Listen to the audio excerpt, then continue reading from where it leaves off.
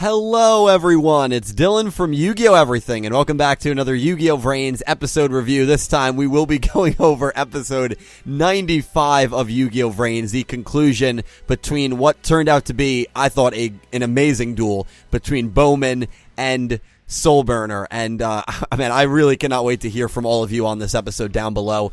General impressions, what did I think of this episode?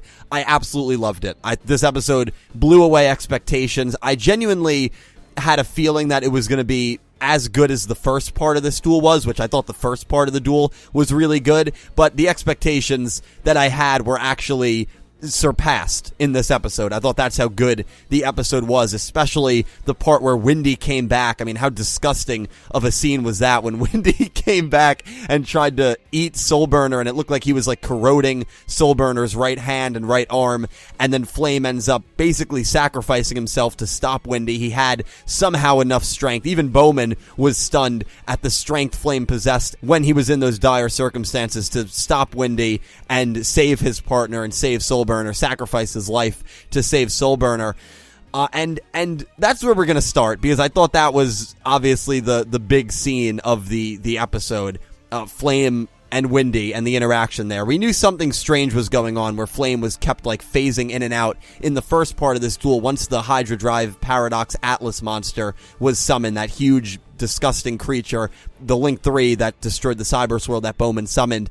And what Windy was doing was rewriting Flame's coding, and Flame didn't realize it because the duel was intense, or he was focused on the duel, understandably so, because obviously they're versing a very intense and difficult opponent. And Windy ends up piercing through Flame's stomach, and for lack of a better expression, starts seemingly sucking the life away from Flame. Flame starts getting thinner and weaker, and Soulburner obviously tries to stop. It looks like he's going to try to punch Windy.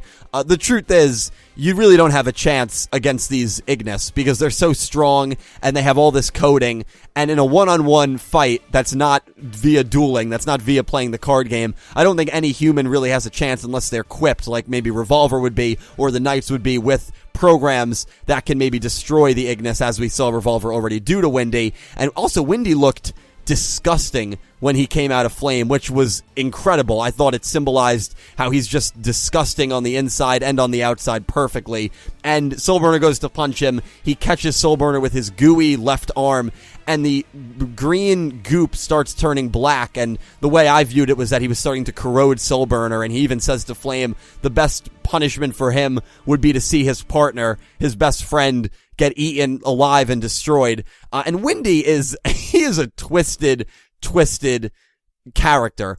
I don't think people realize that he premeditatively drove a car into a 15-year-old boy and killed him. Premeditatively. It wasn't spur of the moment, which doesn't make it any better, but it makes it a little more, I guess, understandable. But he is just some people are just evil, and of course he's not a person, but some characters are just evil, and I think Flame's big mistake. Flame is probably my favorite Ignis, by the way, and this episode just amplified that. Him and Lightning, it's always been close between those two.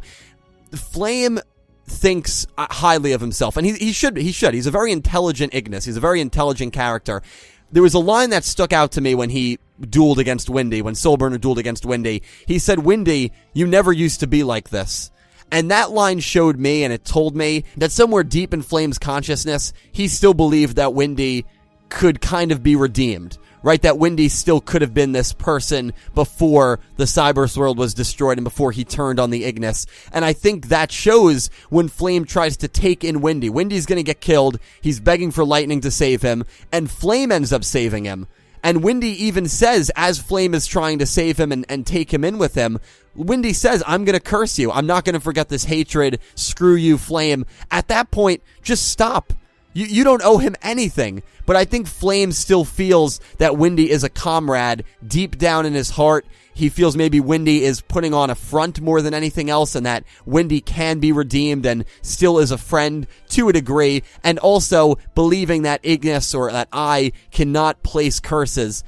Two mistakes he made. One, to believe that, because that just wasn't true clearly in this episode, and two, to believe that Windy could be a redeemable character. And had good in him, because honestly, I don't think Windy has any good in him, and I'd be very surprised and a little disappointed if Windy did get redeemed at any point. Some characters just don't get redeemed. I don't think Windy should get redeemed, which is fine, because I think he plays that villain role really well, and he plays almost a parallel villain to Lightning, where Lightning is a more calm and we've seen Lightning lose his head before, but he's more calm and collected. Windy just wants destruction, and we see that in their treatment with the partners, where Lightning at least uses Jin and didn't kill Jin off, and kind of uses him to do his bidding in a more constructive, helpful way, and Windy just said screw this and literally killed his partner, or assumingly killed his partner. So we even see it in the treatment there. So Lightning and Windy both, but Windy plays the role of a villain so well, and I think Flame really made a mistake, and I think he made a big misjudgment, and that misjudgment, unfortunately in this case, cost him his life. But it was really great to see that he was able to fight off Windy, and that scene affected me a lot more than I thought it would. Flame's death scene. I thought it was actually an amazing death scene, because out of nowhere, here comes Windy, piercing from Flame's stomach, and you're like, shoot, Flame's gonna die. And then Flame, by the jaws of life, survives and seemingly controls and defeats Windy. And then as the viewer, you're thinking, okay, Flame's okay. He's gonna live. And then immediately you're like, okay, no, he's saying it's over for him. He's not going to live. He's going to die. And that's all within like 2 minutes. So the emotion that you have as the viewer from, oh, Flame is screwed. Oh my God, he saved himself. He saved Soulburner. Oh no, he did save Soulburner, but he's still going to die.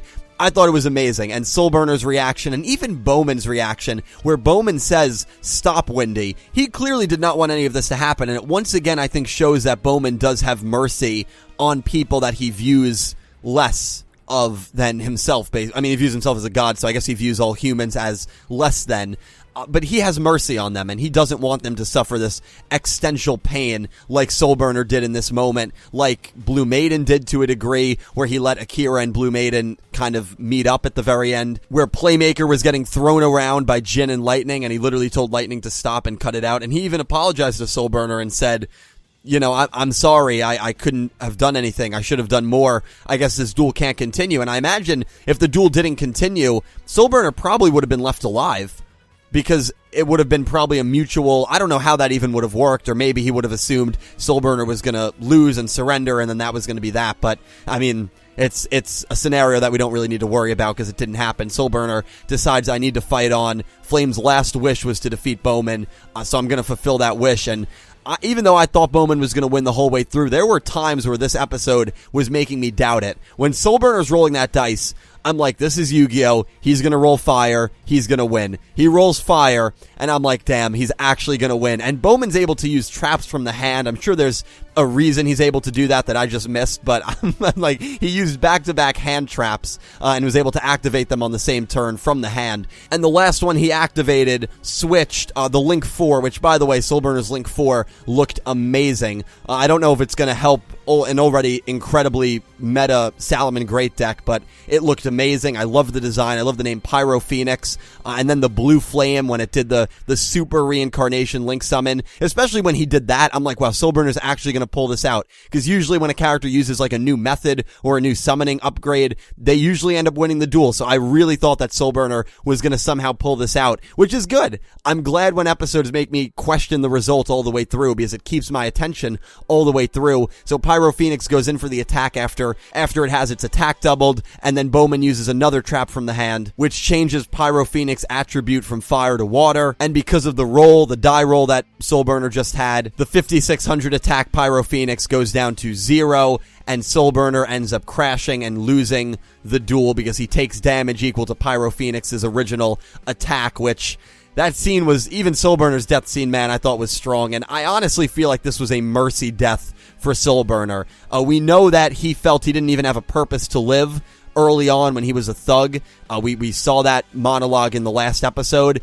You could even interpret it that the inspiration he got from Playmaker, from Blue Maiden, or at that point Blue Angel, and Go helped save his life. I think he even credited Flame for helping him get courage and probably saving his life. If you said to me, honestly, Dylan, I think Flame and Playmaker, I think they inspired Soulburner to keep living.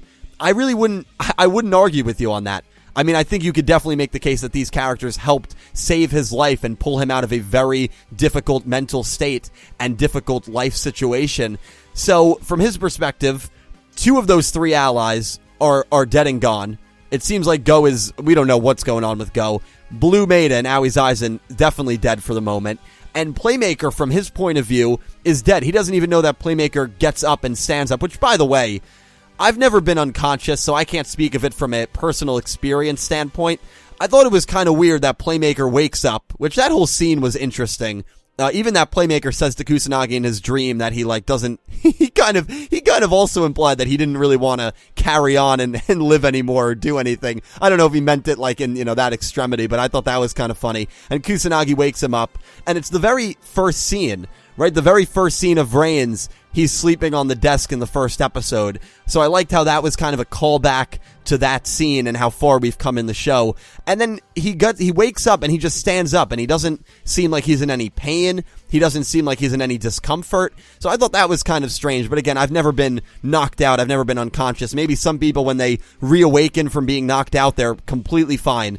I've never experienced it. Hopefully I never do experience it. So I'm not really going to, criticize that too deeply, but I thought that was kind of awkward. And so from Soulburner's perspective, he doesn't even know that Playmaker wakes up. So his 3 heroes are gone. Flame just got killed off. He just watched Flame sacrifice himself. And so everyone that's helped him through thick and thin is dead and gone, or at least in Playmaker's case, knocked out.